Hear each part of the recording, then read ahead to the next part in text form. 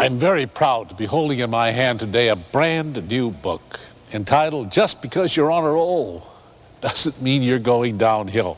Listen to these contents, 8 chapters. Once you pick this book up and start reading it, it reads so well. It reads so easily. It catches your attention.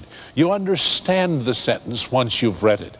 There's some books, you know, you have to read it and read it again before you understand what the author's trying to say, and it becomes a job to read. Not this book. Great book. I've read it all from cover to cover. Listen to these 8 chapters. Faith gets the wheels turning. The second chapter, as you think, you will be. The third chapter, manage your moods, or they'll manage you. Fourth chapter, wow, I learned a lot in the fourth chapter.